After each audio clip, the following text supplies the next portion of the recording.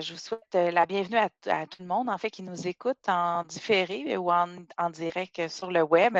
Ce soir, c'est mon premier conseil depuis un petit moment déjà, depuis le mois de mars. Alors, je tiens d'abord à remercier ma collègue Chantal Rossi qui a pu animer les conseils durant toute ma période d'absence. Comme plusieurs le savent probablement, j'ai eu le bonheur d'accueillir dans la famille une petite fille, alors qui s'appelle Elisabeth, qui a maintenant 4 mois. Alors, merci Chantal d'avoir assumé l'intérim, en fait, d'avoir assumé la tâche de mairesse suppléante jusqu'en juin, jusqu'à la fin juin. Et également, je tiens à remercier M. Sarri qui a été présent et qui est toujours présent avec moi, là, qui me soutient beaucoup dans mon travail, parce que, bon, la conjugaison mairesse, vie politique, vie personnelle avec un petit bébé à la maison, c'est un peu complexe, mais on prend ça une journée à la fois. Alors, vraiment, merci à mes deux collègues, également à tous les autres conseillers, de même qu'au directeur et à toute l'équipe de la haute direction pour leur soutien dans ce retour au travail qui était fort attendu. Je suis très heureuse d'être avec vous ce soir. Alors, sans plus tarder, on va, comme on fait habituellement, en début de séance, on va observer une minute de silence à la mémoire des milliers de victimes du tremblement de terre survenu le 14 août dernier dans le sud d'Haïti, ainsi qu'à celle des terribles incendies qui touchent particulièrement l'Algérie et le nord du continent africain. Ces dures épreuves que subissent les citoyens de ces pays nous touchent beaucoup et nous interpellent dans notre humanité et dans notre sens de la solidarité. Alors, je nous invite tous à prendre un moment de silence.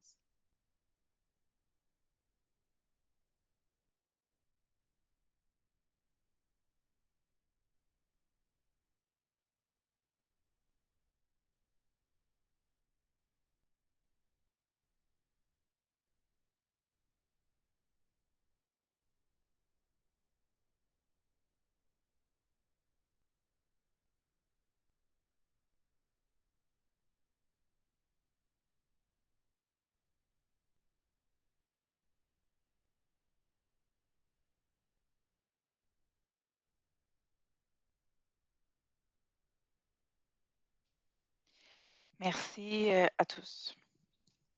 J'aimerais vous présenter les personnes qui sont autour de l'écran. Alors, tout d'abord, Mme Chantal Rossi, conseillère de ville du district Ovid-Clermont. Bonsoir. Mme Renée Chantal Bilinga, conseillère d'arrondissement du district Ovid-Clermont. Bonsoir. M. Abdelak Sari, conseiller de ville du district Marie-Clarac. Bonsoir. M. Jean-Marc Poirier, conseiller d'arrondissement du district Marie-Clarac.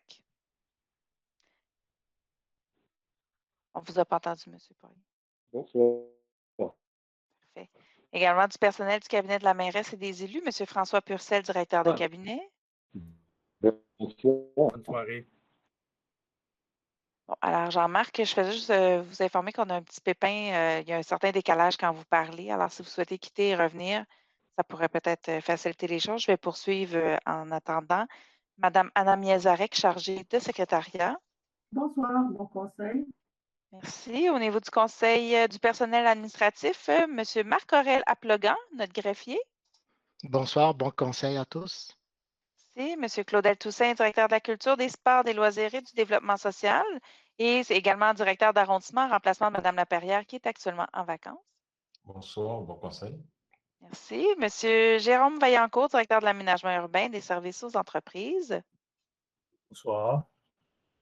Bonsoir, M. Vaillancourt. Madame Karine Haddad, notre nouvelle directrice de la performance du greffe et des services administratifs, à qui je souhaite la bienvenue pour son premier conseil. Merci et bonsoir. Merci. Monsieur Maxime Sauveur, directeur des travaux publics. Bonsoir et bon conseil. Merci. Monsieur Xavier Ox, chef de division relations avec les citoyens et communication par intérim en remplaçant de Monsieur Daniel Bussière, à qui on souhaite un prompt rétablissement.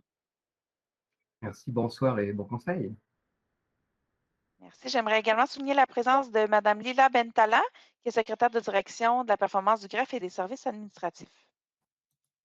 Bonsoir et bon conseil. Merci beaucoup. Du PDQ 39, je ne pense pas avoir vu M. Patrick Lavallée. Je ne pense pas qu'il est avec nous. Alors, on le salue également. On va passer maintenant à l'ouverture de l'Assemblée. Alors, j'appelle le point 10.01. 10.01, adopté l'ordre du jour de la séance ordinaire du conseil d'arrondissement de ce jour, 30 août 2021. Je propose. J'appuie. Donc, c'est proposé par M. Sarry, appuyé par Mme Rossi. On passe maintenant au 10.02, qui est le mot de la mairesse et des élus. Alors, donc, pour commencer, je vais demander à ma collègue, Mme Rossi, de commencer par nous parler avec de l'écoquartier. Merci beaucoup. Alors, comme l'a dit Madame Black, j'aimerais souligner le 10e anniversaire de Fondation d'Écoquartier de Montréal-Nord. Alors, félicitations et merci aux employés de l'organisme Éconord à qui le mandat Écoquartier a été confié par l'arrondissement pour ses 10 ans de service. Écoquartier est un programme d'action environnementale de la Ville de Montréal qui a pour mandat de promouvoir l'écocivisme en vue d'améliorer les milieux de vie par des actions environnementales ciblées. Depuis 10 ans, il nous aide à optimiser le rendement de différents programmes verts et à faire de la sensibilisation. Nous vous invitons d'ailleurs à visiter nos 2 sites pour en savoir un peu plus sur les nombreux services qu'ils peuvent vous offrir. Un des sites est au 10 861 boulevard Pineuf, c'est Angle de Castille. Et le deuxième est au 12 277 boulevard Roland. Excellent, merci beaucoup, Mme Rossi. D'ailleurs, on avait, Mme Bentala, il y avait un PowerPoint qui était pour une page, en fait, qui était pour l'écoquartier. Alors, donc, la Société d'histoire, enfin, merci, Mme Rossi. La Société d'histoire a eu 20 ans. Alors, félicitations à toute l'équipe de la Société d'histoire et de généalogie de Montréal-Nord pour ses 20 ans et tout particulièrement à son président, M. Jean-Paul Guillard, pour le travail incroyable que vous avez réalisé pour faire connaître notre histoire. La Société d'histoire, c'est un organisme précieux pour Montréal-Nord qui répond toujours favorablement et avec engagement aux demandes de collaboration.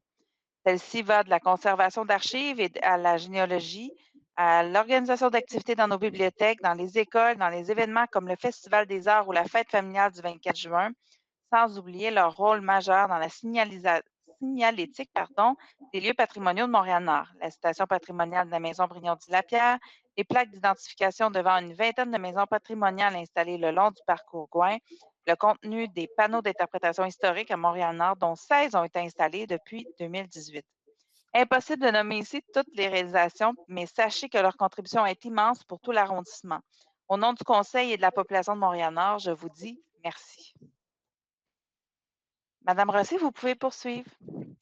Alors, merci. On va parler un peu de l'Infonard et du calendrier culturel d'automne. Ces 2 publications arriveront la semaine prochaine dans votre boîte aux lettres. Prenez quelques minutes pour les feuilleter, découvrir tout ce qui bouge dans l'arrondissement. Espace public, environnement, économie, culture, sport, loisirs.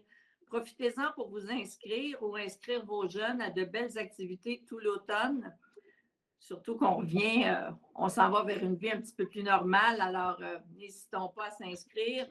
Ce n'est pas le choix qui manque, vous serez à même de le constater. Merci beaucoup, Mme Rossi. J'aimerais maintenant parler de la soirée d'accueil des nouveaux résidents. Alors, le vendredi 10 septembre prochain à 19h à la mairie d'arrondissement, les nouveaux résidents et résidentes de Montréal-Nord sont conviés à une soirée d'accueil. Ces personnes pourront découvrir l'ensemble des services offerts par l'arrondissement et par nos organismes partenaires. Parlez-en à vos nouveaux voisins et suggérez-leur de s'inscrire. Tous les détails sont sur le site web de l'arrondissement à montréal.ca/montréal-nord. Je demanderai à Mme Bentala est-ce que c'est Mme Bentala qui s'occupe de la présentation? Oui, hein? Parfait. Alors, en fait, il y a des acétates, en fait, des pages PowerPoint de prévues pour chaque point. Donc, vous pouvez avancer par la suite sans problème. Je vais recommencer le partage. Parfait.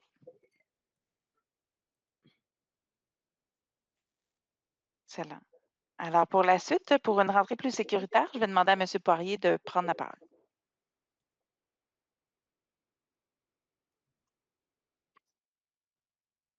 Oh là là. Alors, M. Poirier, je pense qu'on ne l'entend pas. En fait, son son est fermé et je pense que ça il y a un petit décalage. Pardon. Tout l'été,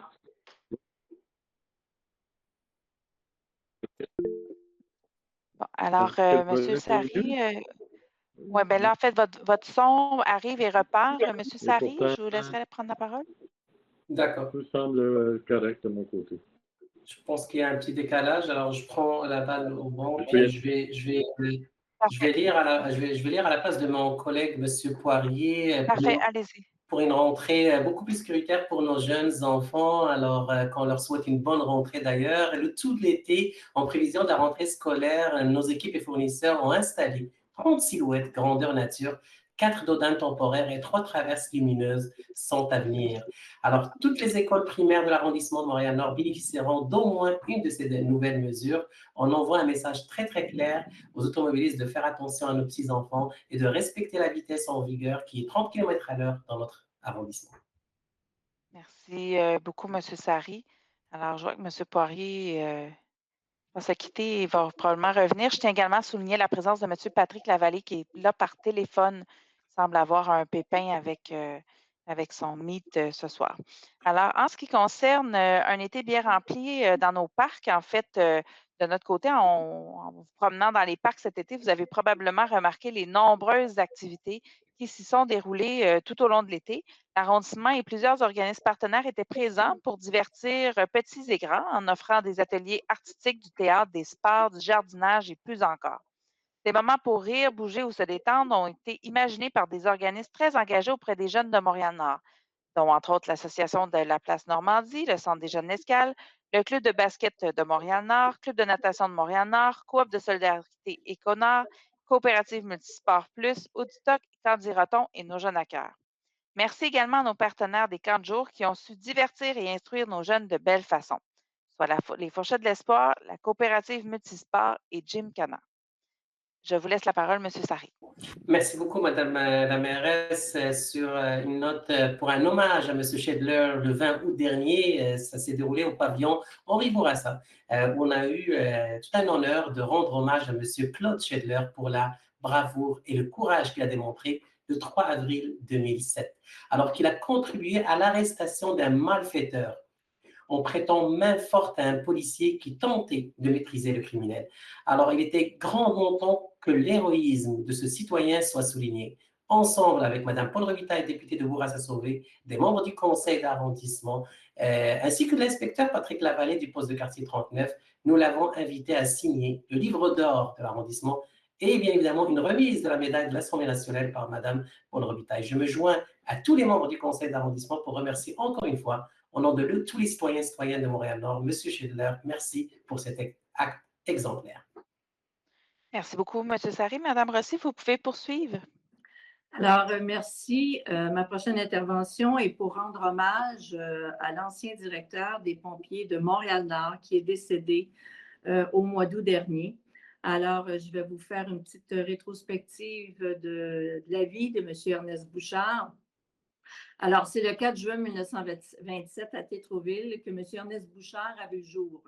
Jeune homme des plus vaillants, il fut tour à tour porteur d'eau sur les chantiers où il a travaillé, puis électricien, puis employé au Shop Angus. Il a même été chauffeur de taxi. Après avoir suivi une formation au Centre de formation des pompiers de Montréal situé sur la rue Notre-Dame, il est embauché en 1948 comme pompier par la Ville de Montréal. Le 2 juin 1949, il épouse son amour Jacqueline et c'est en 1957 qu'ensemble ils acquièrent leur maison sur la rue Sargue. Le temps continue de filer et en 1967, il est promu lieutenant pour rapidement devenir capitaine en 1968.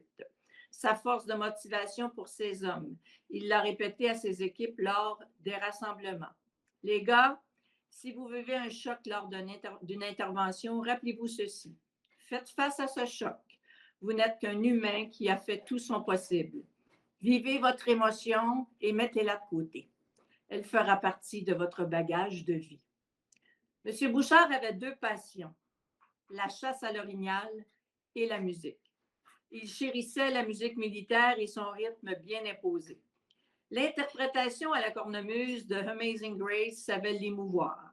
Il fut d'ailleurs membre de la fanfare des pompiers de Montréal de 1948 à 1978, où il était clarinettiste. Il fut honoré lors de son départ de cette organisation en 1978 après 30 ans de fidèle service. Et pendant tout ce temps, il devait subvenir aux besoins de ses 7 enfants grandissants.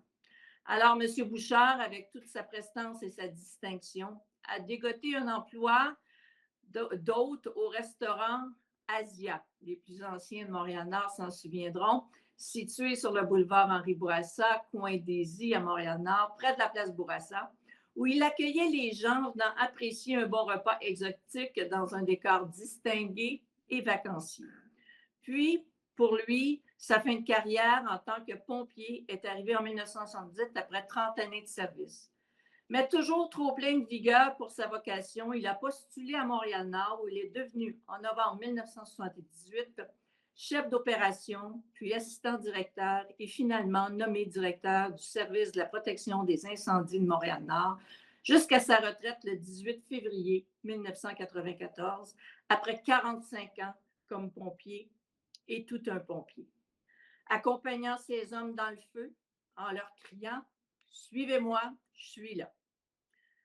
Entouré de ses enfants, M. Ernest Bouchard est décédé d'un cancer le 11 août 2021 dans la quiétude de sa maison de la rue Salk. Et c'est ainsi que la flamme de vie a quitté tout en douceur ce grand combattant du feu.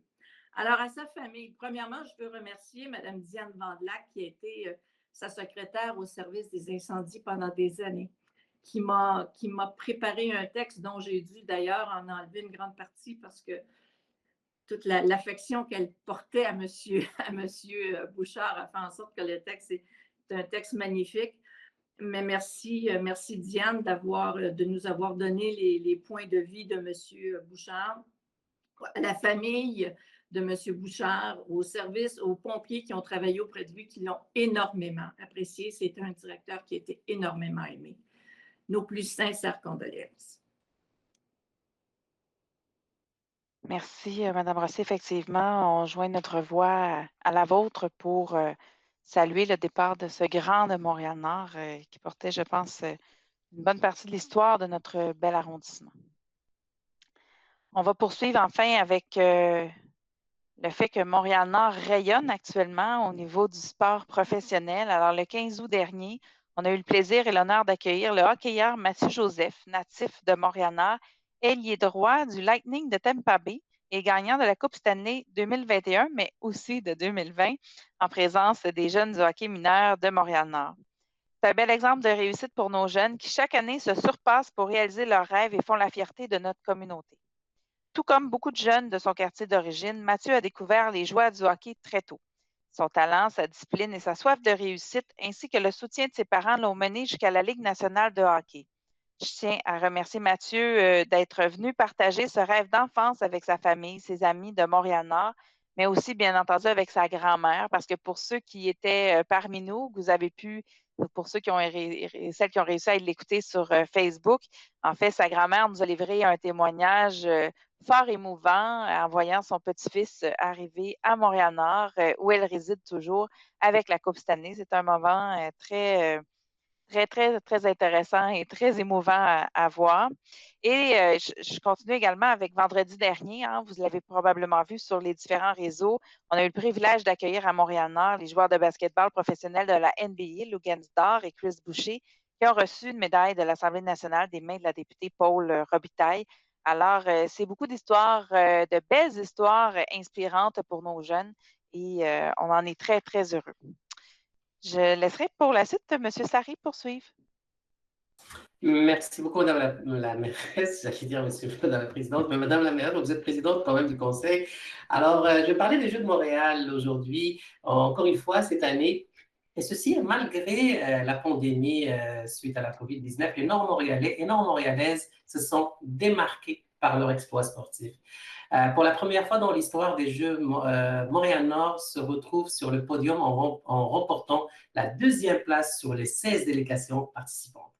Parmi les 33 disciplines sportives représentées aux Jeux, notre délégation se retrouve sur le podium 23 fois, récoltant ainsi 7 médailles d'or, 10 médailles d'argent et 6 médailles de bronze. C'est grâce à nos jeunes motivés, leurs parents et leurs entraîneurs que la délégation de Montréal-Nord a connu une si belle réussite. Bravo à nos jeunes. On va essayer avec M. Poirier. Madame Black. Oui, tout à fait. Allez-y, M. Poirier. On va tenter. Ça Est-ce que semblait ça plus clair fonctionne? sur votre image, en tout cas. Allez-y. OK, nouvelle page Facebook, culture et bibliothèque. Abonnez-vous à la nouvelle page Facebook de la culture et des bibliothèques de Montréal-Nord, en ligne depuis la mi-août. Vous y trouverez aussi une foule d'informations sur les activités, les services, les événements culturels de l'arrondissement. Merci. Est-ce que ça a été Merci mieux? beaucoup. Oui, oui, tout à fait. Votre connexion semble s'être bien rétablie. Vous pouvez poursuivre, M. Sari. Oui, Madame la Présidente, la Bibliothèque et Espace culturel du Cœur Nomade. Alors, le Cœur Nomade, quel nom évocateur pour la future installation de bibliothèques et d'espaces culturels interarrondissement, ainsi quartier-ville d'un côté et Montréal-Nord du côté Est. Ce nom a été choisi parmi toutes les suggestions reçues dans le cadre de l'appel de proposition. Et permettez-moi, Madame la mairesse, de dire tout simplement que c'est un processus extraordinaire, bien entouré avec des professionnels qui nous ont bien guidés pour avoir un nom qui fait référence à l'œuvre de Dany Laferrière, Vers d'autres vies. Excusez-moi, Vers d'autres rives. Il reflète à la fois le legs de la diversité, une œuvre littéraire et une personne qui a joué un rôle exceptionnel dans le développement de la communauté. C'est une désignation de lieu, Madame la mairesse, mais c'est une bibliothèque et espace culturel du Cœur Nomade qui doit faire écho de la mise en valeur de la diversité et un sens d'aspect plutôt inclusif. Nous pouvons être fiers de ce beau projet qui est un formidable exemple de collaboration entre deux arrondissements qui va baisser le coût de fonctionnement de cette installation-là et qui va nous permettre d'avoir un lieu très important pour nos citoyens et citoyennes pour l'ensemble des deux arrondissements. Alors, ayons le cœur nomade et voyageons à travers les livres et la culture. Alors, c'est tout simplement, comme je l'ai dit, c'est un projet interarrondissement, mais c'est le premier qui a vu le jour avec je dirais, ce projet d'avoir vraiment une collaboration entre deux arrondissements. Alors, ça sera vraiment très important, surtout que nos citoyens et citoyennes en ont besoin de ces installations-là. Merci, Madame la mairesse. Merci beaucoup, M. Sari. Alors, sans plus tarder, je vais inviter Mme Belinga à prendre la parole. Merci, Madame Black. Vous m'entendez bien?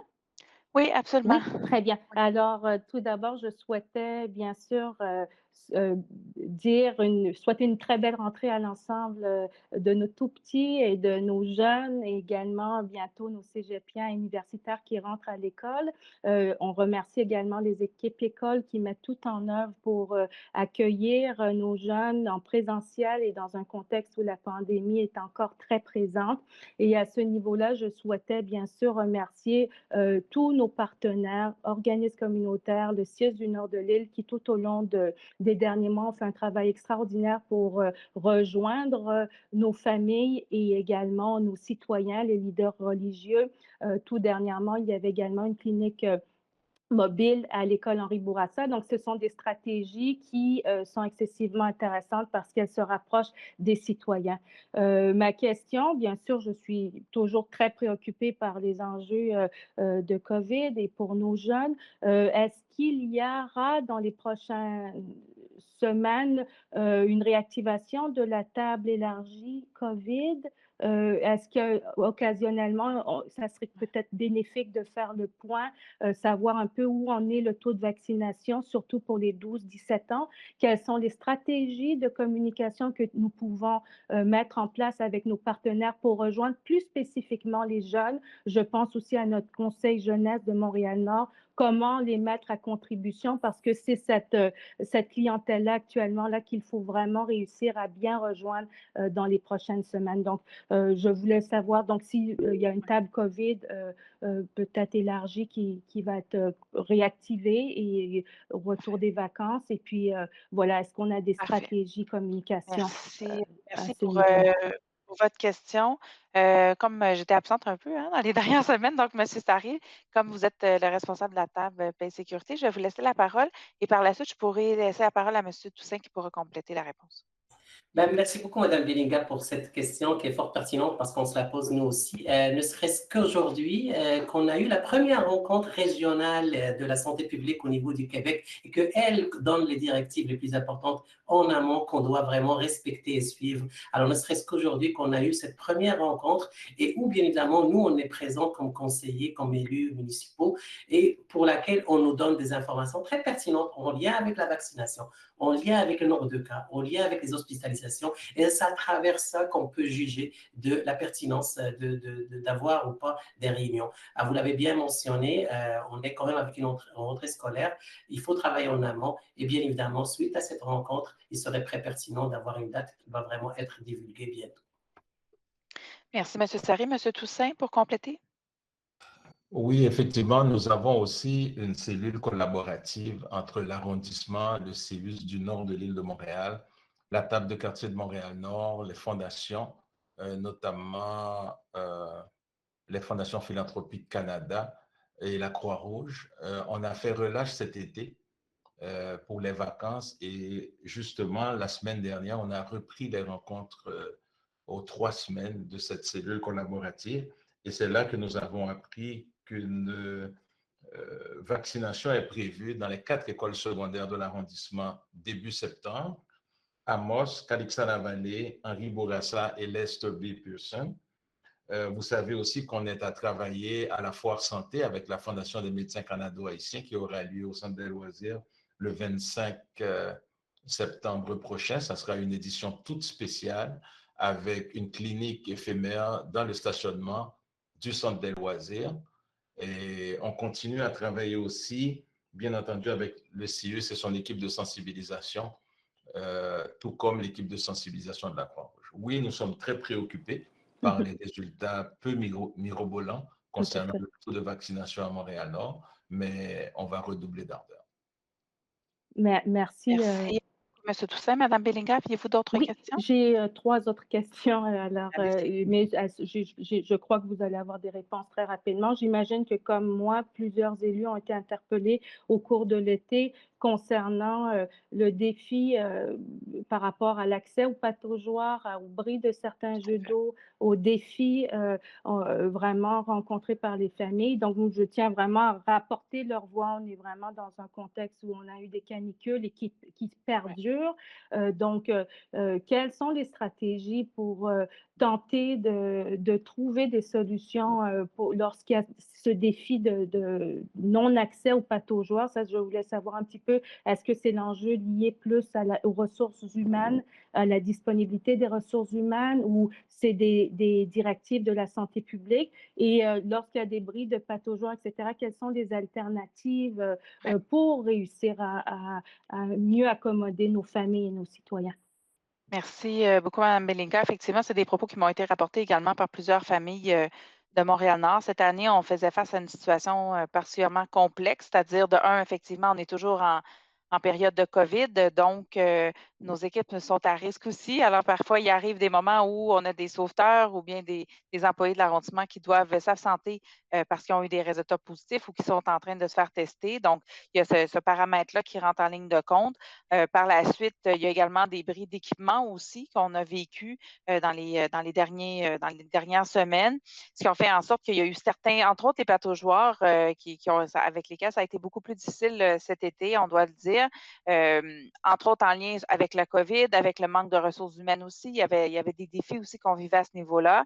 Mais l'objectif a toujours été, en fait, de pouvoir offrir une alternative le plus possible, de pouvoir être flexible, agile dans la réponse pour les citoyens, particulièrement dans les périodes de canicule.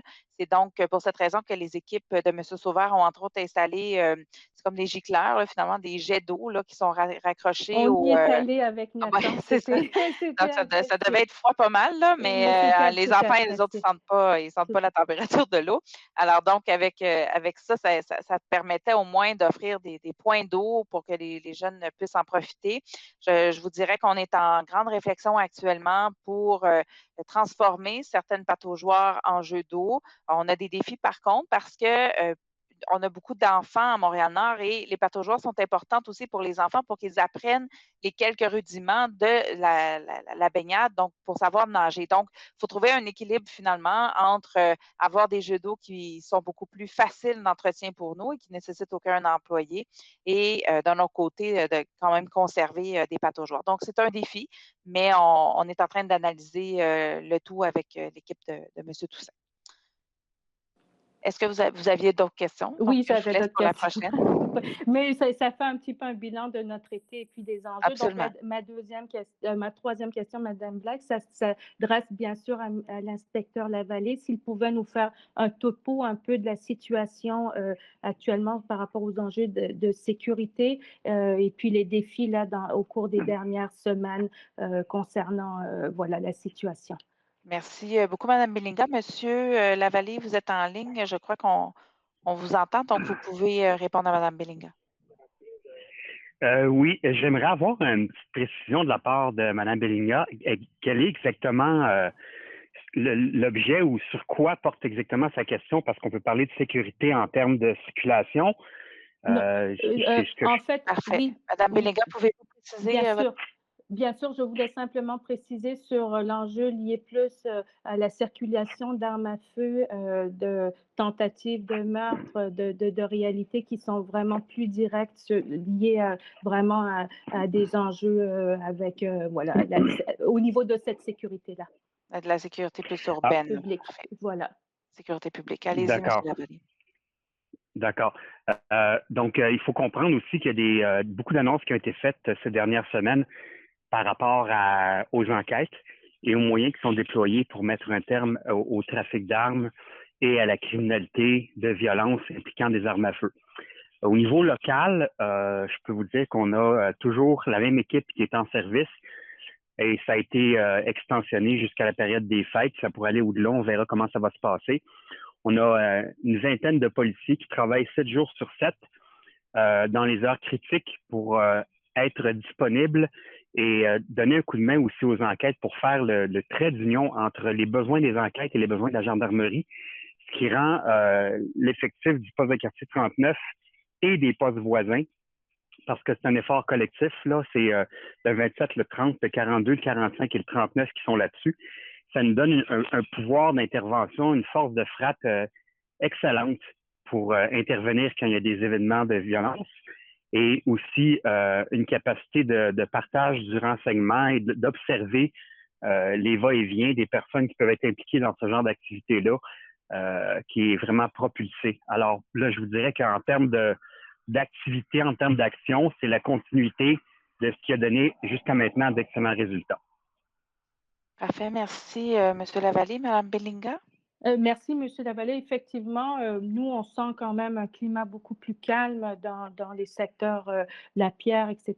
Donc, il y a quand même un impact intéressant et important pour les familles. La dernière question, Mme Black, c'est qu'on est à la fin d'un mandat. Il y a eu beaucoup d'investissements au cours des dernières années, des derniers mois. Je voulais avoir peut-être la possibilité, si nos équipes sont en mesure de le faire, d'avoir un bilan de priorité jeunesse, de connaître quels ont été les investissements, quels sont les organismes qui ont eu accès au financement, quels sont les projets qui ont été mis de l'avant. J'imagine que peut-être comme mairesse et comme pour les autres élus, vous avez déjà un topo plus général lié à priorité jeunesse, mais c'est ça, je voulais savoir un peu voilà, où nous en étions et voilà, quels étaient les impacts et les résultats de cet engagement pour Montréal-Nord.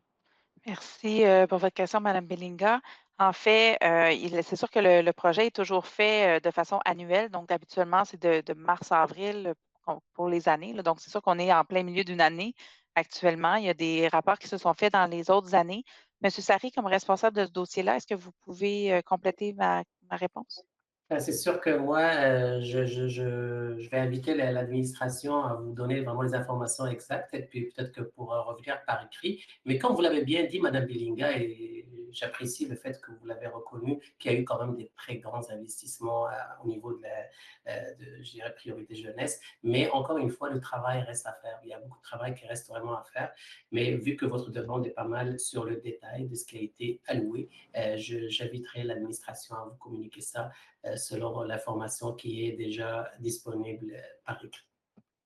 Merci, M. Sarré. Effectivement, et en fait, il y a des bilans qui sont faits, puis il faut rappeler tout de même que le grand plan Priorité Jeunesse n'est pas un plan qui appartient juste à l'arrondissement. En fait, c'est fait avec plusieurs partenaires. Je vais quand même tenter le coup à savoir si M. Toussaint voulait également faire un ajout. M. Toussaint? Oui, avec plaisir, Madame la mairesse. Alors, oui, Madame Bellingham, nous avons des bilans de priorité jeunesse, à la fois des investissements, des bilans des partenariats et euh, de l'évaluation des projets en cours. Vous savez que nous travaillons avec le Centre d'interaction du CIUS du nord de l'île de Montréal, qui fait des évaluations d'impact des projets en cours, des évaluations des partenariats et de tout le système, l'écosystème de priorité jeunesse. On pourra sans aucun problème vous les partager ou vous les présenter. Merci beaucoup, Madame Black. Et c'est très, très pertinent, monsieur. Ça complète vos mes questions. Tout à fait. Parfait, merci beaucoup. Alors, donc, merci beaucoup, M. Toussaint, également, pour votre réponse. On va passer à la. Merci, M. Sarri m'a répondu aussi. Oui, merci à mes collègues, en fait, d'avoir répondu également. Travailler en équipe, n'est-ce pas? Alors, donc, on va poursuivre avec M. Aplogan. Donc, c'est le 10.03, c'est la période de questions du public. Alors, pour ceux et celles qui se sont enregistrés à la période de questions, vous avez sûrement remarqué que nous avons changé notre façon de procéder afin de vous faciliter la tâche. Un formulaire est maintenant mis à votre disposition sur le site Web de l'arrondissement et que vous pouvez utiliser dès le lendemain du conseil pour inscrire votre question au conseil d'arrondissement suivant. Vous trouverez toutes les instructions à cet effet sur notre page Web. Nous vous invitons à utiliser si vous le souhaitez vous adresser aux membres du conseil d'arrondissement. Ce formulaire est actif jusqu'à 30 minutes avant le début du conseil du prochain, en fait, comme ce soir. Même si le conseil se déroule à distance avec un public finalement virtuel, hein, à distance, je tiens à rappeler que les règles restent les mêmes et que la durée de la période de questions est de 30 minutes qui, avec l'assentiment du conseil, peut être allongée de 30 minutes et ensuite par bloc de 15 minutes. Nous avons reçu ce soir 13 questions. Alors, j'inviterai Mme Lila Bentala à nommer la personne à lire sa question et je pourrai par la suite soit répondre ou transmettre la question à un de mes collègues ou au niveau élu, au niveau de l'administration. Alors, Mme Bentala, vous pouvez commencer avec la première question. Là, Mme Bentala, on ne vous entend pas. Et en fait, j'ai dit 13 questions, mais c'en est 12 parce que la première ligne était le nom. Donc, le nom de la personne, c'est écrit non. Alors, ça commence à 2. Alors, on a 12 questions ce soir. Mme Bentala, votre micro est toujours fermé.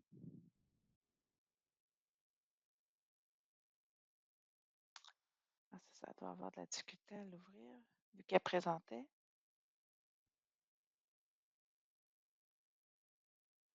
Donc, Mme Bentala, ça ne fonctionne pas. On ne vous entend pas. Je vous inviterai peut-être à quitter, et en fait, à quitter et à revenir. Elle a quitté, ce que j'ai vu. Ben, en fait, elle a enlevé la projection. Je la vois toujours, moi, à l'écran. Monsieur Sarré? Est-ce qu'on a deux choix? Est-ce que vous m'entendez? Oui, alors on Oui. vous entend. C'est parfait. Excellent. Alors, donc, on a 12 questions. Vous pouvez commencer avec la première. Oui. Alors, la première, c'est Monsieur Daniel Legros pour Société Amis pour Soi. Préambule de questions, vente de débarras, vente de garage. Le site Internet de la ville et la ligne 311 ne fournissent aucune date pour les 4 ventes de débarras garage autorisées dans l'arrondissement en 2021. À quel moment les ventes de débarras de garage seront autorisées cet été? Merci pour l'information. Alors, merci beaucoup à M. Legros pour votre question. Effectivement, les ventes des barrages avaient été suspendues. En fait, c'est parce que justement, on était en période de pandémie et ça pouvait être imprudent l'an passé de pouvoir faire ce type d'événement.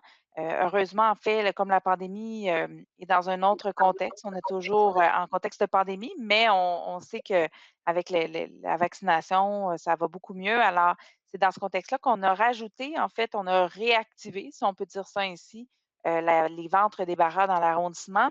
Alors, elles auront lieu la prochaine fois durant la fin de semaine de la fête du travail. Est-ce que vous avez les détails? Qui aurait les détails parmi l'équipe, Monsieur Toussaint?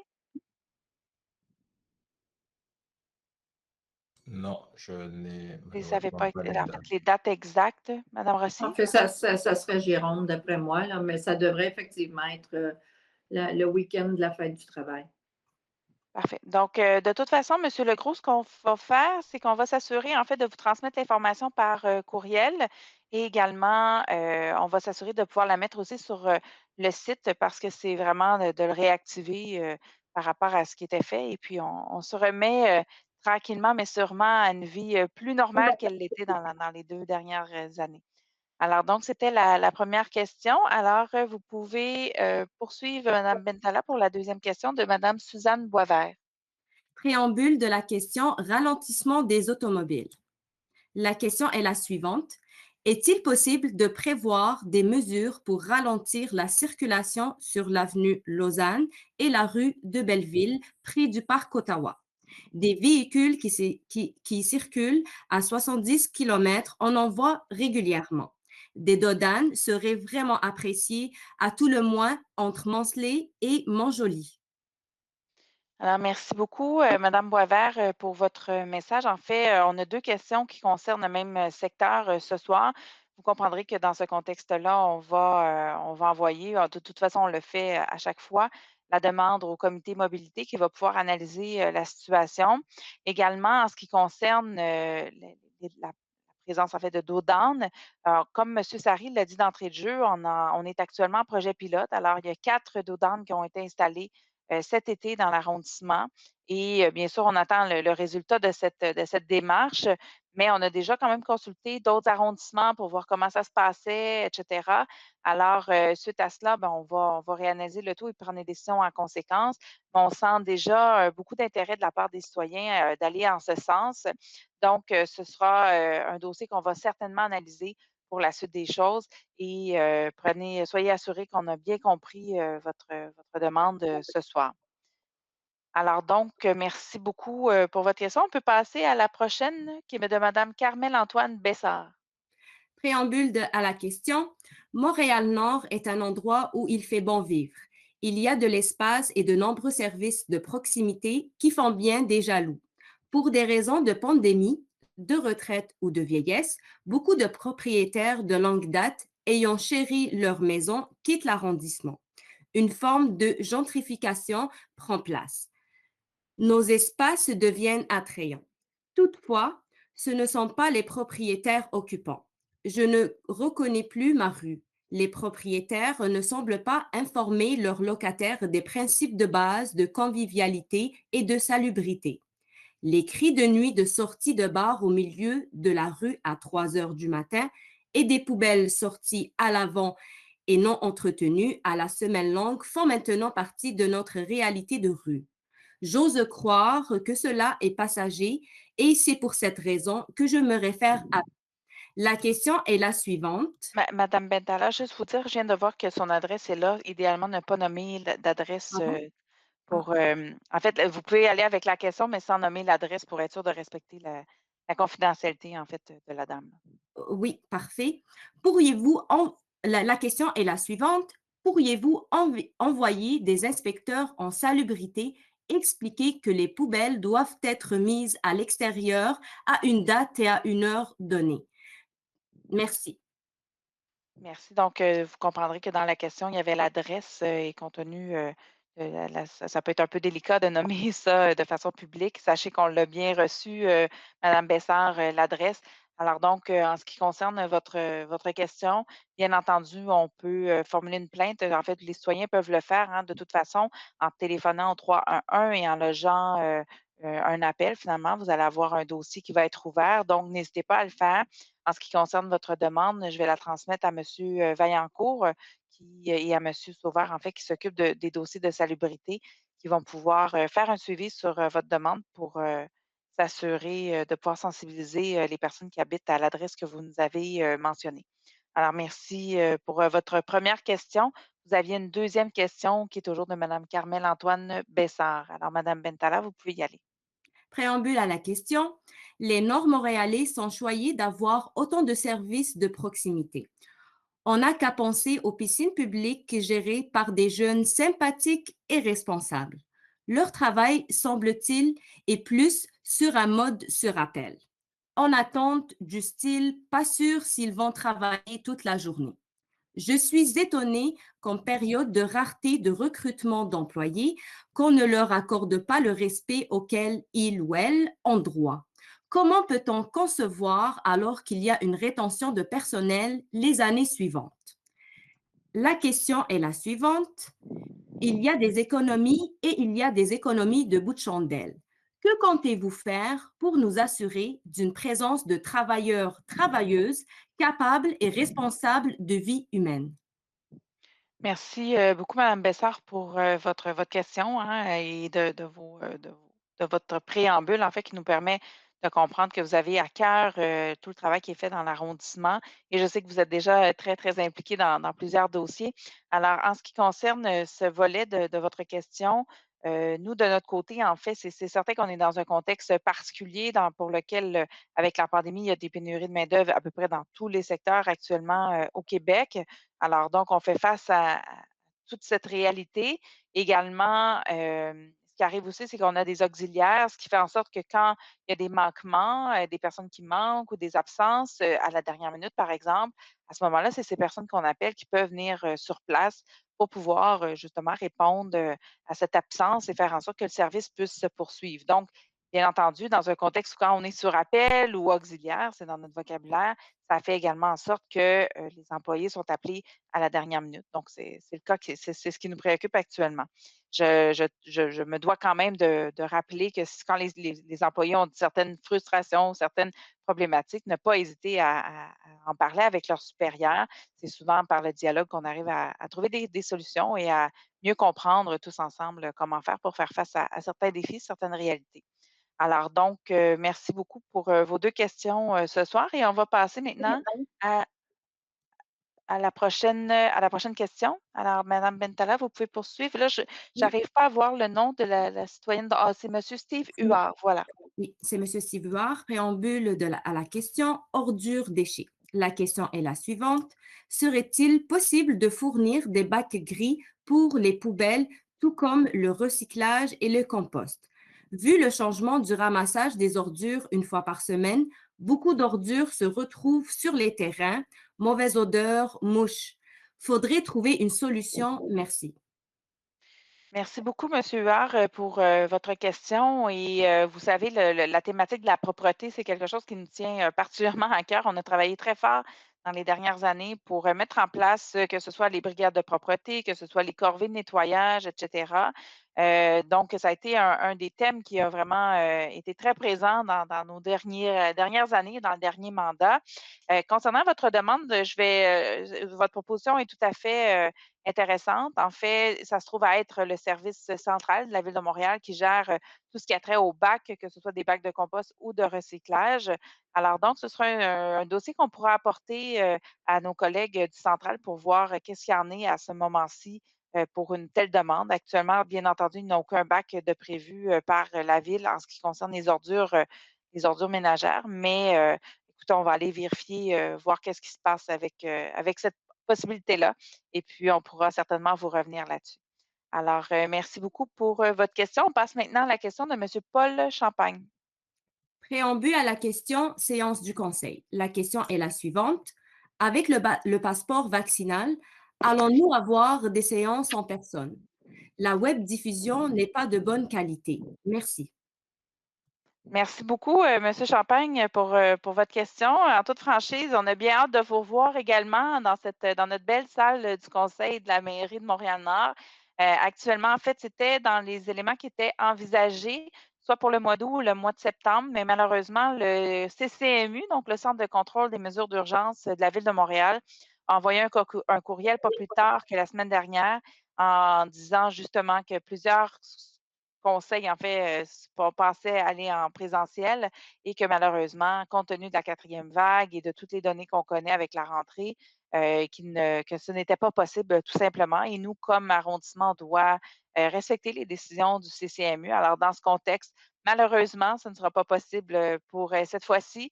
On verra pour septembre, mais je vous dirais qu'actuellement, tous en ligne pour qu'on demeure en virtuel pour le moment.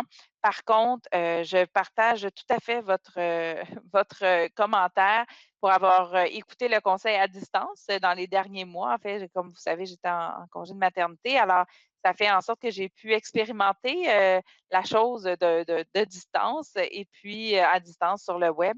Et j'ai pu également noter certains éléments qui sont complexes. Vous comprendrez qu'on doit avoir des discussions avec notre fournisseur pour améliorer le travail, mais sachez que je suis très sensible à votre demande et on va tenter de faire du mieux qu'on peut pour la partie qui sera à distance. Et après l'élection, ben, à ce moment-là, on verra les personnes qui seront en place pourront voir la suite, à savoir si ce sera possible de revenir à la mairie ou non. Mais vous comprenez que pour le moment, malheureusement, ce n'est pas possible. Alors, on vous salue très chaleureusement et au plaisir de se revoir très, très bientôt. Alors, la prochaine question nous vient de Mme Julie Sigouin. Préambule à la question, rénover une rue. Bonsoir à tous. Le boulevard Maurice Duplessis, les autobus 49 et 69, entre Lacordaire et l'Angelier. À quand les rénovations? Alors, en ce qui concerne, en fait, le boulevard Maurice Duplessis, c'est une rue qui est artérielle. Donc, dans ce temps-là, elle relève de la ville-centre. Et puis, en ce qui concerne les travaux de réflexion, en fait, je vais laisser M. Vaillancourt vous répondre parce que c'est lui qui est responsable, en fait, des liens entre le central et l'arrondissement en ce qui concerne tous ces dossiers. Alors, M. Vaillancourt, si vous pouvez prendre la parole pour répondre à Mme Sigouin, s'il vous plaît. Avec plaisir. Merci pour la question, Mme Sigouin. En fait, effectivement, vous l'avez expliqué, c'est une question d'artériel. Donc, ce qu'on appelle un réseau artériel, c'est la Ville de Montréal qui décide des priorités et des budgets. Pour le moment, Maurice Duplessis a fait l'objet d'une planification détaillée. Et pour des raisons budgétaires, ce ne sera pas ça va prendre quelques années avant que le boulevard Maurice Duplessis soit rénové. Donc, mais je sais que les élus ont déjà participé à ces différentes séances pour bonifier le projet déjà. Mais on est malheureusement soumis aux décisions des budgets de la Ville-Centre. Parfait. Alors, merci beaucoup, M. Vaillancourt, pour avoir complété la réponse. Vous pouvez également, donc c'est ça. Alors voilà, alors merci beaucoup, M. Vaillancourt. Je regarde en même temps les questions parce que c'est sur ma tablette. Alors donc, nous avons 2 questions qui sont sensiblement les mêmes. Alors, les 2, en fait, de Mme Marie-France Leroux. Alors, Mme Bentala, je vous demanderai de lire les 2 d'un trait, comme ça, on pourra faire la réponse parce que les deux questions sont dans des thématiques semblables. Préambule aux questions. Vitesse excessive sur la rue de Bruxelles. Augmentation de la sécurité à l'intersection de Martial et de Bruxelles près d'une école. Les questions sont les suivantes. Installation de dodanes sur cette portion de rue. Suivante. Installation de 4 panneaux arrêts à l'intersection. Parfait. Et vous pouvez lire l'autre d'en dessous également. Allez, oh mon Dieu, j'avais manqué la deuxième. Parfait. Alors donc, Mme Leroux, toutes mes excuses. Donc, merci en fait pour vos questions. J'avais bien reçu votre courriel à la fin de la semaine dernière. Et également, je sais que vous avez contacté mon collègue M. Sahari. On a eu l'occasion de se parler aujourd'hui. Et je sais qu'il est allé à votre rencontre. Alors, pour la suite de la réponse, je vais lui demander de prendre la parole. Merci beaucoup, Madame Leroux, pour votre question. Et je serai aussi porteur et le messager de votre question parce que je vois que vous n'avez pas fait de préambule. Alors, moi-même, je vais expliquer peut-être le contexte de votre question. Premièrement, vous êtes pas mal au sud de Martial, alors la vitesse vient un peu plus loin. Cependant, pour cette première partie de la question, les équipes de mobilité ont analysé la demande, puis des comptages véhiculaires ont été effectués entre le 16 juin et le 25 juin 2021 entre la rue Martial et Henri Bourassa, si je ne me trompe pas. Oui, c'est ça, exactement. Toutefois, les résultats ne sont pas probants. Alors, en moyenne, la vitesse qui a été pratiquée entre le 16 et le 25 juin était de 36 km à l'heure, et bien évidemment, et le transit en moyenne de 35 véhicules par heure. Alors, ça, c'est un résultat qui a été fait. Mais vous, ce que vous m'avez expliqué aujourd'hui, parce qu'on s'est parlé au téléphone, et aussi, je suis allé sur place et je vous ai rencontré, vous, ainsi qu'une autre citoyenne. Et vous, ce que vous dites, c'est tout simplement vos enfants jouent aussi dans la rue. Il y a une certaine question de sécurité. Alors, peut-être que nos équipes vont un peu se pencher un peu plus sur cette question liée à sécuriser cette rue qui est la rue Bruxelles. Et bien évidemment, voir comment on pourrait procéder par d'autres analyses.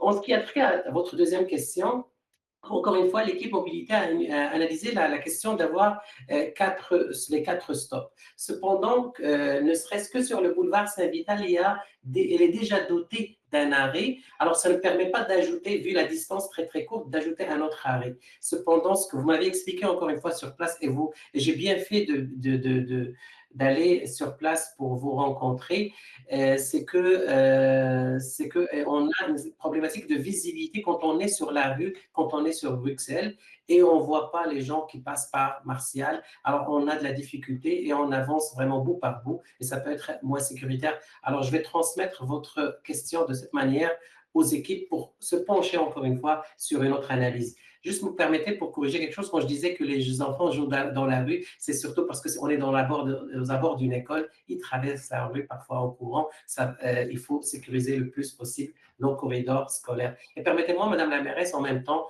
de rappeler toutes les installations qui ont été faites puis qui ont été dites au début, ne serait-ce les silhouettes qui ont été installées aux abords des écoles, les 30 km à l'heure, les dodanes temporaires ainsi que les signalisations. Ceci dit, la réponse, elle est là, on va vous la transmettre, mais bien évidemment, on va rester très vigilant, on va voir quelles sont les analyses qu'on pourrait faire afin de sécuriser nos abords des écoles. Merci, Madame. Merci beaucoup, Madame Sari, Monsieur Sari, pardon. Et j'allais dire merci, Madame Leroux. Bon, ça doit être la fatigue de la fin du conseil. Alors, donc, on va poursuivre avec 2 questions. On pourrait commencer en fait par la première de Monsieur Pasquale Filosa. Madame Bentala. Préambule à la question, intensité de la musique au parc Ottawa. La question est la suivante. Votre slogan, on est à l'écoute des citoyens. Ça fait 3 ans que je tente de faire éliminer la musique de la piscine du parc Ottawa. Ma maison est située moins de 100 pieds et les haut-parleurs sont en ligne directe. Toutes les autres piscines de Montréal n'ont pas de musique. Alors, merci beaucoup, M. Filosa, pour votre question. On a eu l'occasion de s'en parler à plusieurs reprises dans les dernières semaines. Alors, effectivement, il y avait des problématiques cet été dans certaines piscines avec la musique et on a eu plusieurs plaintes. Alors, ce qui a fait en sorte que dans la dernière semaine, notre directeur, M. Toussaint, a suspendu, en fait, la présence de musique dans nos piscines, justement pour se donner le temps de pouvoir analyser les choses et voir comment on allait réagir pour la suite et comment vraiment analyser tout le reste. Parce que c'est sûr que quand on met de la musique, on va se comprendre, ça met vraiment une ambiance au niveau de la piscine et pour les enfants qui jouent, ça peut être beaucoup plus agréable. Par contre, on ne souhaite pas non plus que ça crée des nuisances pour les voisins. Donc, il faut trouver cette espèce d'équilibre là, pour que tout le monde puisse y trouver son compte. Et en fait, ce que vous dites, c'est qu'il n'y a pas de musique dans les autres piscines à Montréal. Vous comprendrez que ça fait partie de l'analyse que M. Toussaint va faire dans les prochaines semaines et les prochains mois avec son équipe. D'ailleurs, M. Toussaint, est-ce que vous souhaitez intervenir et ajouter d'autres éléments? Non, ça va, Madame la mairesse. Parfait. Alors donc, ce sera un dossier qui sera certainement à suivre et M. Toussaint va pouvoir travailler le dossier et revenir par la suite aux élus pour pouvoir voir la suite de comment on enligne les choses. Alors, on peut aller avec votre deuxième question. Préambule à la question. Depuis 10 ans, on demande un dodane sur Belleville, entre Fleury et Prieure. La question, cette partie de la rue ressemble à une piste de course. Alors, merci, M. Filosa, pour votre deuxième question. Elle rejoint tout à fait ce que je disais. On avait une autre question un petit peu plus tôt d'une autre dame qui était dans le même secteur, en fait. Et comme je l'avais mentionné, ça fait partie des analyses qu'on fait actuellement. Avec les dos d'âne, il y a eu un projet pilote qui a eu lieu tout au long de l'été. Vous êtes situé proche d'un parc, alors ça fait partie des rues, disons, qui sont classées prioritaires au niveau de l'apaisement. Alors, ce sera des éléments qu'on va pouvoir analyser suite au projet pilote, en fait, cet été et regarder comment on s'enligne pour la suite des choses. Mais sachez qu'on est très sensible à votre demande. Et puis d'ailleurs, on vous remercie pour vos messages nombreux. Vous nous appelez régulièrement et on peut avoir le pouls de ce qui se passe dans votre secteur de l'arrondissement très facilement. Alors donc, on va passer à la dernière question. Monsieur Marc Lajeunesse. Préambule à la question, question sur l'emplacement des panneaux d'information. La question est la suivante. Je suis curieux de savoir qui a eu la brillante idée de mettre le panneau d'information à l'intersection du boulevard Henri Bourassa et Bellevoie, du côté gauche, empêchant de voir si l'autobus arrive quand nous sommes assis dans l'abri bus. Ça manque vraiment de jugement. Merci beaucoup, Monsieur Lajeunesse, pour votre question. En fait, concernant ça s'appelle des stèles. En fait, c'est des stèles d'information. C'est comme ça qu'on les appelle. Ils ont été installés il y a déjà quand même plusieurs années. Et effectivement, celui à cet endroit-là peut avoir en fait, amener certaines difficultés pour les gens qui sont dans l'abri d'autobus pour voir l'autobus arriver. Par contre, vous comprendrez que déplacer ces stèles peut représenter des frais importants. Alors, donc pour le moment, en fait, elle va être maintenue à cet endroit-là et en fait, ben, c'est ça, il y a quand même des arrêts qui sont prévus pour, les chauffeurs d'autobus pour qu'ils puissent, s'assurer finalement qu'il y a quelqu'un, s'il y a quelqu'un qui puisse, les ramasser. Alors donc, je vous remercie beaucoup, pour votre, question ce soir et c'est se trouve à être la dernière, question, du conseil. Alors, c'est ce qui termine, le point 10.03. Alors donc, nous allons passer au conseil avec les points qui sont prévus à l'ordre du jour. Donc, je vais appeler pour l'instant le point 10.04. 10.04.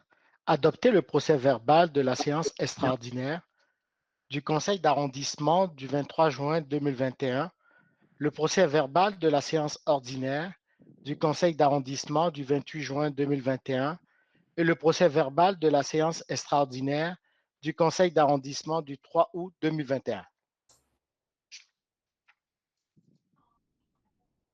Alors, ça me prendrait quelqu'un pour proposer et quelqu'un pour appuyer. Je peux proposer, je propose, Allez-y, M. Sarré.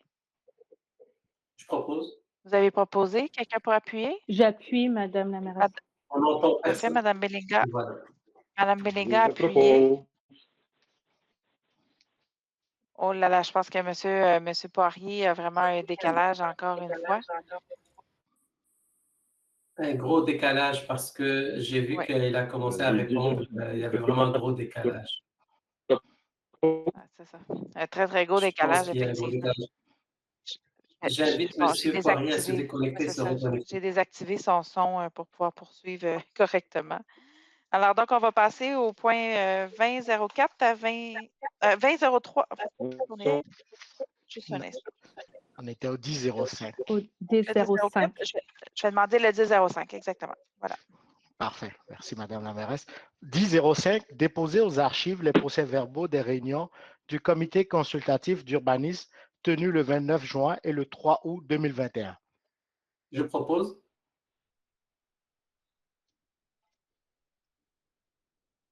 J'appuie. Proposé par M. Sarré, appuyé par Mme Rossi. J'inviterai maintenant M. Aplogan à appeler le point 20.01.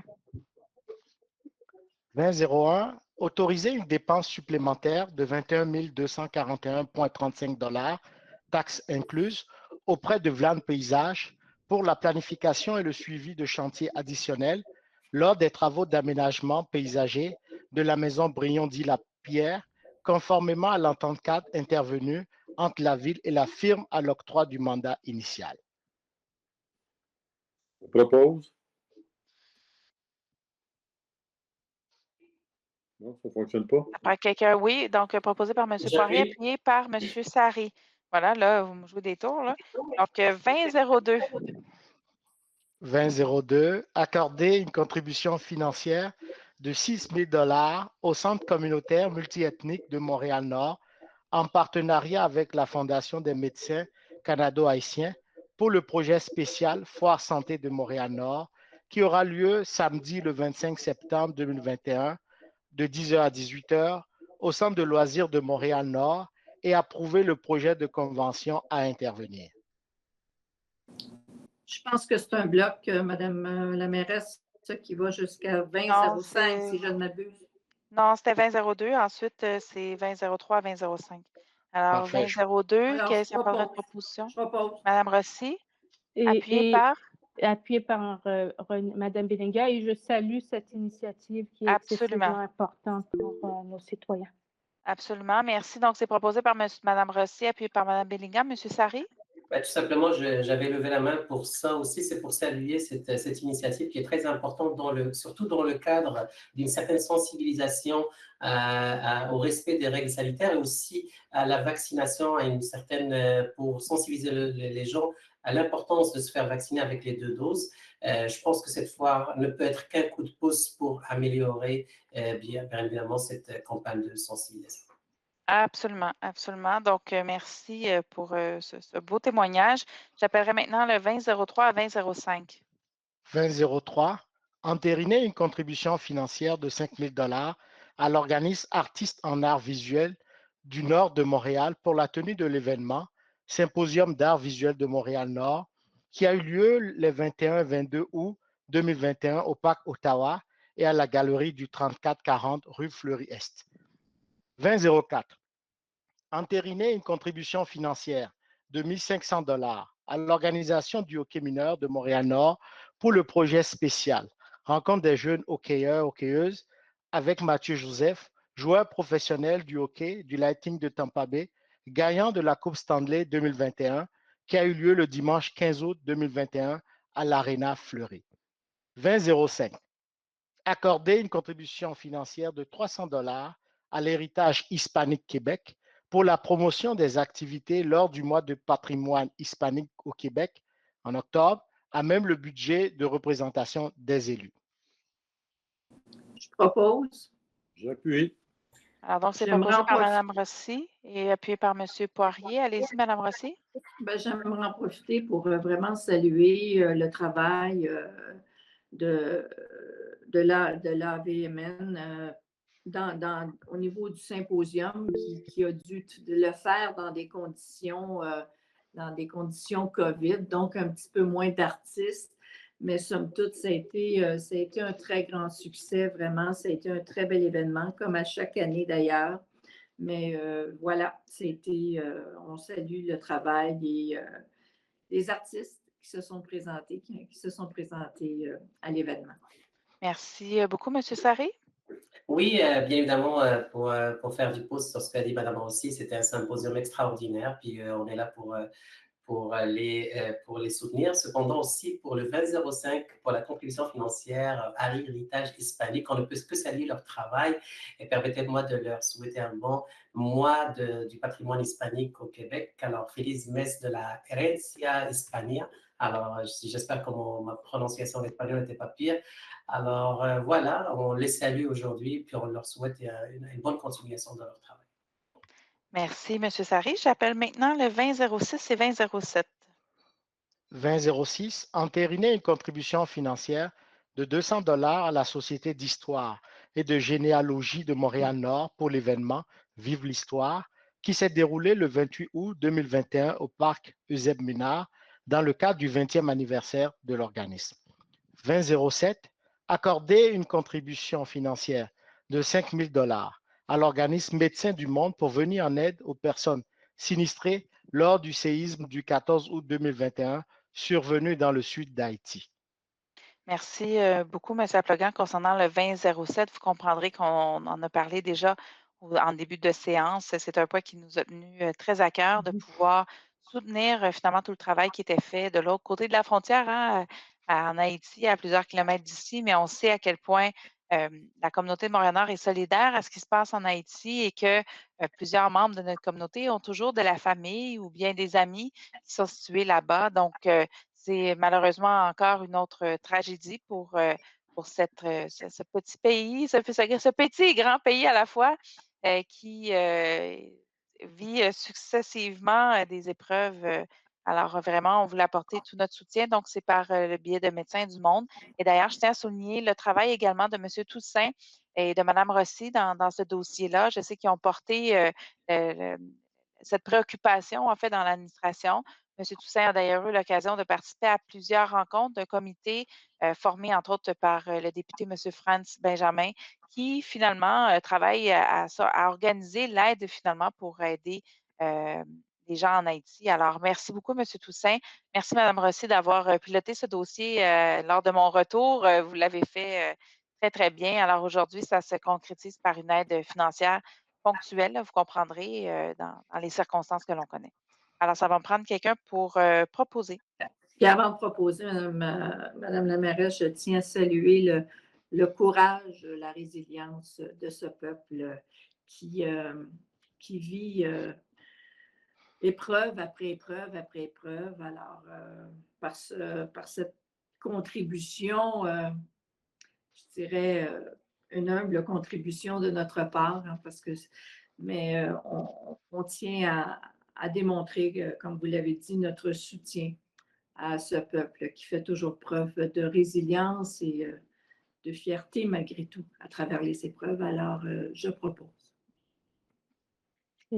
Et j'appuie en me joignant bien sûr à vous, chers collègues, là, de l'importance de poser ce geste pour la communauté, la diaspora ici, mais également le soutien qu'on peut apporter ailleurs. Et Médecins du Monde est une organisation reconnue qui fait un travail exceptionnel. Donc, merci à eux également de porter cet engagement-là pour mieux accompagner la communauté haïtienne qui vit ce grand drame.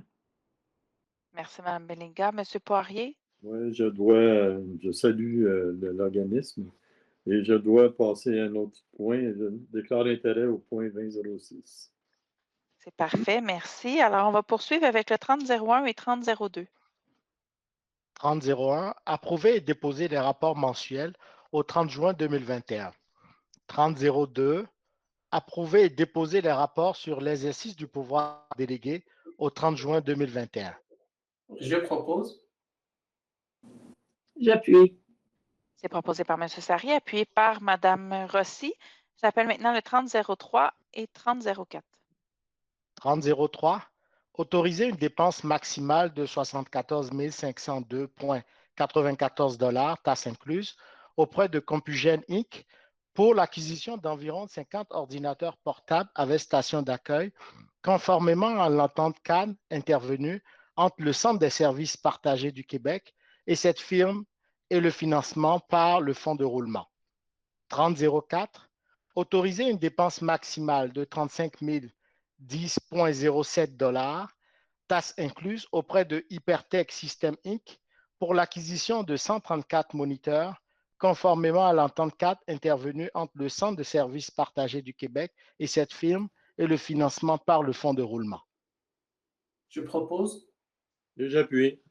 Proposé par M. Sari, appuyé par M. Poirier, le 3005.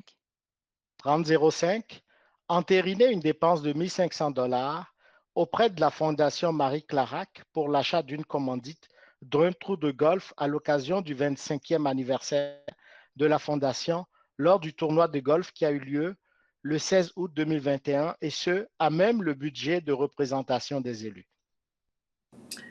Je propose, tout en soulignant et en félicitant la Fondation, l'hôpital Marie-Clarac, la Fondation Marie-Clarac, en fait, pour ce travail exceptionnel qu'ils font auprès de l'hôpital et de ce que tout cet hôpital peut apporter à nos résidents. Alors, Et j'appuie en souhaitant un bon 25e anniversaire à la Fondation et un bon tournoi. Parfait. Donc, c'est proposé par Mme Rossi, appuyé par M. Sari. On passe maintenant au 3006. 3006, approuver la reconnaissance et le soutien de l'organisme L'Amour en Action, SIDDAN, à titre de partenaire de mission partagée pour la période de janvier à décembre 2021. Je propose. J'appuie. Alors, c'est proposé par Mme Rossi, appuyé par Mme Bellinga. M. Sari, allez-y, je vais prendre la parole par la suite. Ben non, je vous laisse la parole dans ce cas-ci, Allez-y, madame. allez-y, allez-y. Écoutez, je voulais juste saluer, j'ai avec beaucoup de plaisir que je veux saluer le travail nécessaire et important, voire indispensable, que peut avoir un organisme comme Amour en Action. Je leur souhaite une bonne continuation et c'est une inspiration pour d'autres organismes qui doivent avoir un certain impact sur le terrain. Ben, bravo pour Amour en Action.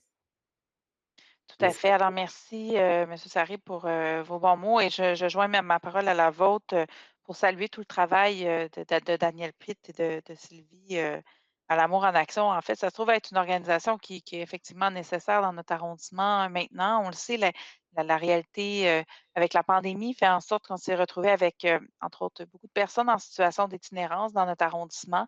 L'itinérance plus visible parce qu'auparavant, il y en avait, mais on la voyait beaucoup moins. Les gens arriver à trouver des endroits, mais avec la situation de COVID qu'on connaît, ça le fait en sorte que plusieurs endroits ont dû fermer, entre autres les salles de restaurants et autres. Donc, ça fait en sorte que ces personnes avec l'Amour en Action qui travaillent à cet endroit-là et qui accompagnent les gens en situation d'itinérance font un travail extraordinaire et puis on tient à saluer vraiment leurs efforts.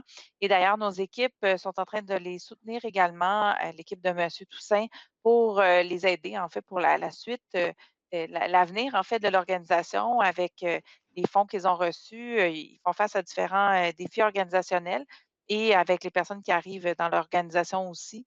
Donc, ça fait en sorte que le travail qui est fait va faire, j'en suis persuadée, une grande différence pour notre population.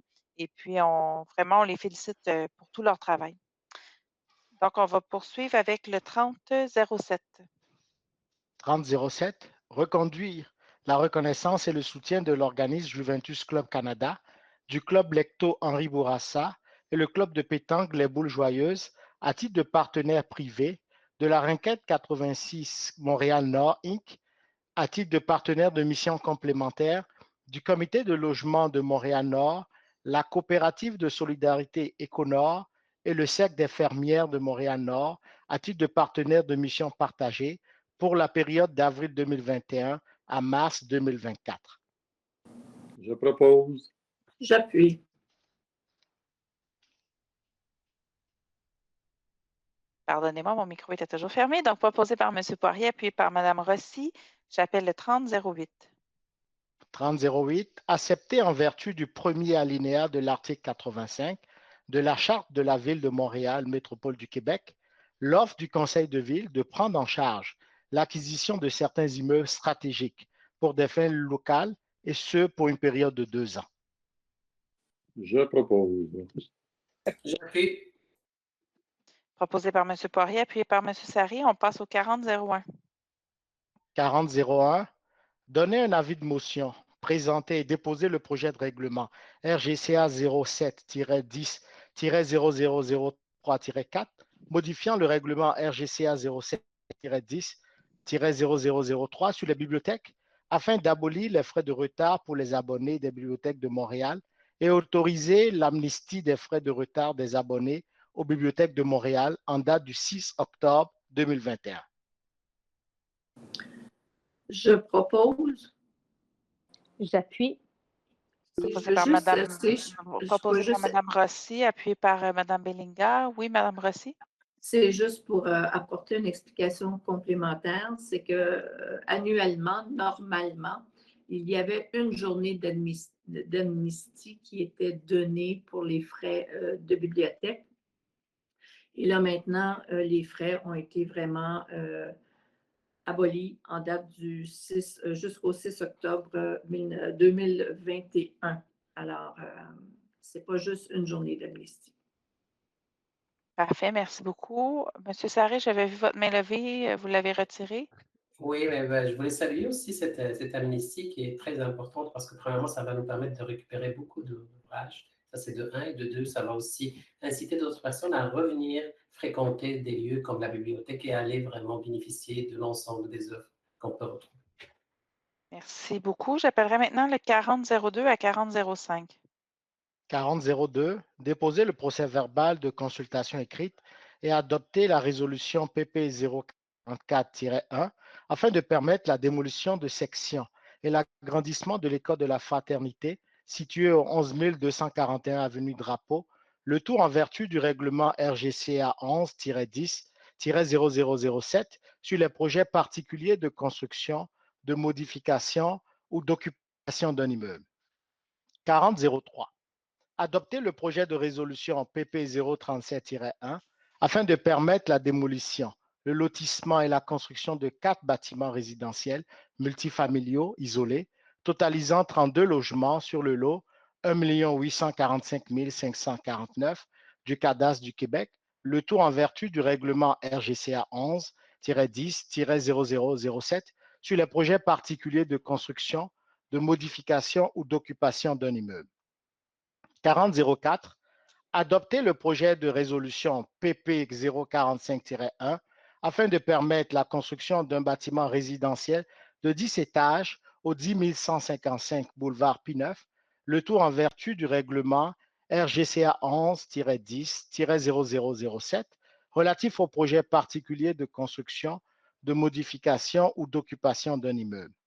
4005, déposer le procès verbal de consultation écrite et adopter le second projet de règlement RR 1562.057 afin de modifier diverses dispositions du règlement de zonage refondu RR 1562, du règlement de lotissement 1563, du règlement RGCA 11-10-0012 relatif au permis et au certificat, du règlement RGCA 02-10-0006 sur les dérogations mineures et du règlement RGCA 09-10-0006 relatif au plan d'implantation et d'intégration architecturale, et ce, pour l'ensemble du territoire de l'arrondissement.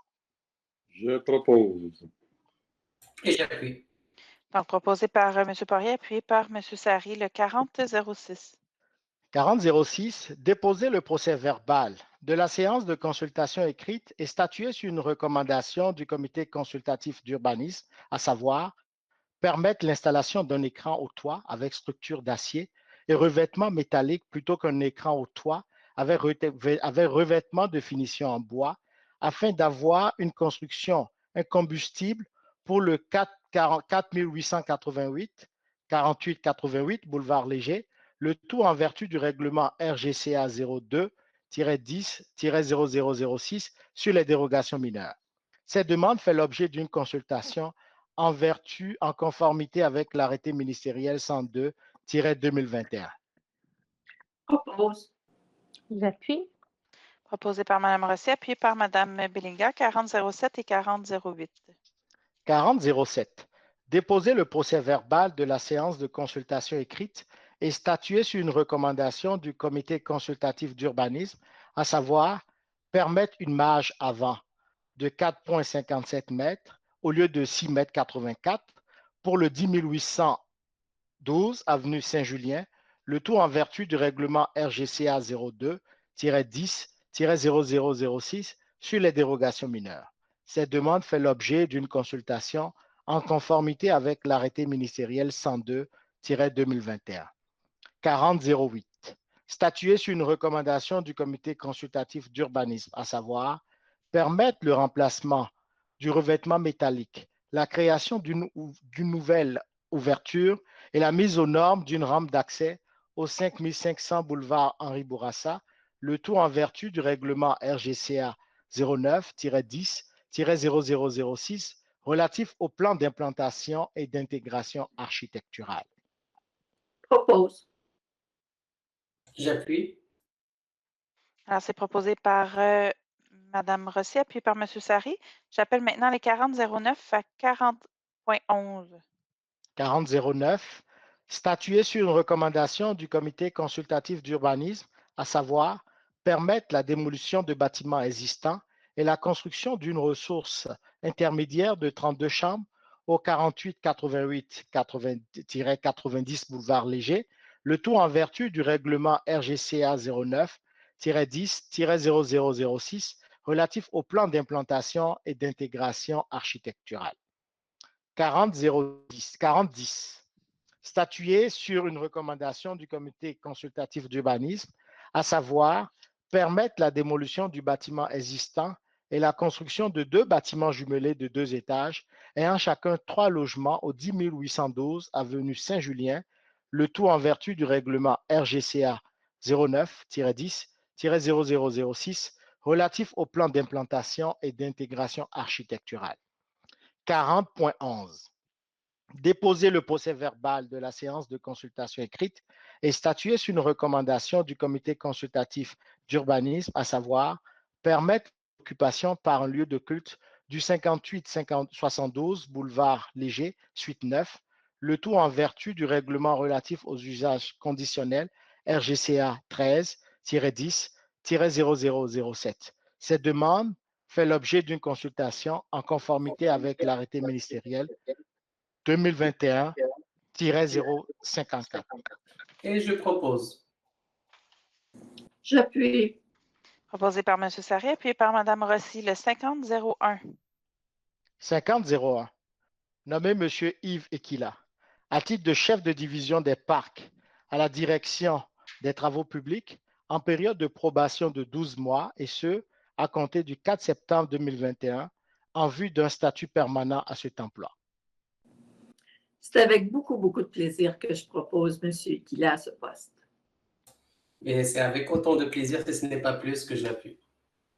Merci beaucoup. Donc, c'est proposé par Mme Rossi, appuyé par M. Sarry. M. Sauveur, on vous demande de transmettre nos plus sincères félicitations à votre nouveau chef de division des parcs, donc à partir de la semaine prochaine, c'est ce que je comprends. Donc, le 4 étant ce week-end.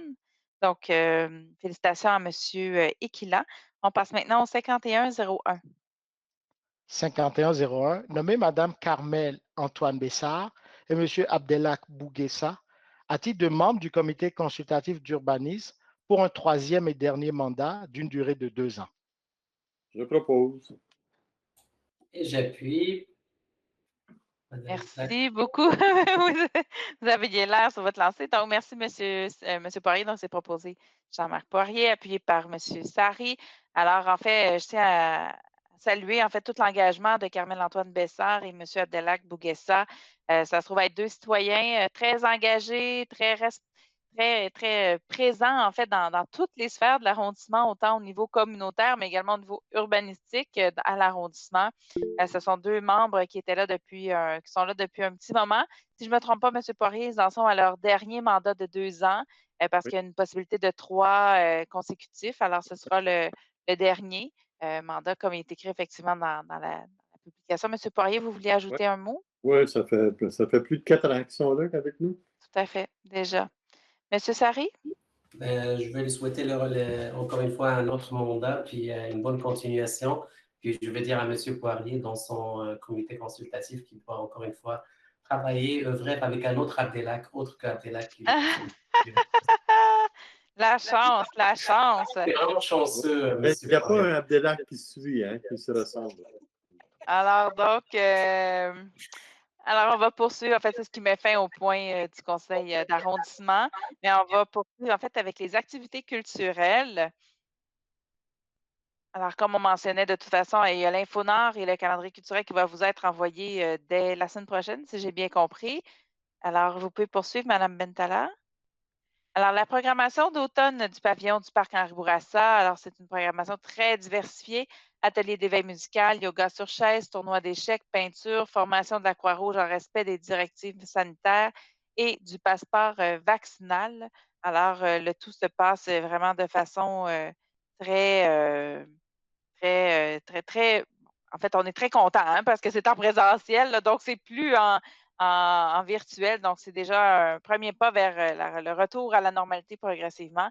Alors voilà, donc c'est la programmation de notre tout nouveau pavillon. Alors, ça vous donnera l'occasion de pouvoir venir en profiter. Également au niveau des activités sportives pour la prochaine présentation. Alors donc, il y a plusieurs activités en fait qui sont offertes cet automne en respect avec les directives sanitaires. On vous invite bien entendu à aller voir notre site internet montréal.ca/montréal-nord pour pouvoir connaître toute notre programmation. La prochaine séance du conseil d'arrondissement aura lieu le lundi 20 septembre 2021. On sera probablement dans des journées un peu plus automnales. Alors donc, c'est un rendez-vous qu'on se donne pour le lundi prochain le 20 septembre 2021 à 19h. Alors, sur ce, je vous souhaite... Après que les gens se soient prévalus de leur droit de vote du 20 septembre, bien entendu. Absolument, absolument. Alors donc, bien entendu, là, j'ai perdu mon idée. Ah oui, ce que je voulais vous dire, en fait, c'est que nous sommes toujours disponibles entre les séances du Conseil, bien entendu, pour vous répondre, que ce soit par téléphone, sur les réseaux sociaux, mais également par courriel. Alors, n'hésitez pas à entrer en contact avec nous si vous avez des questions. Et bien entendu, vous pouvez également appeler le 311 pour les différents besoins que vous avez auprès de l'arrondissement. Alors, sur ce, je vous souhaite à tous une très bonne soirée et à très, très bientôt. Au revoir.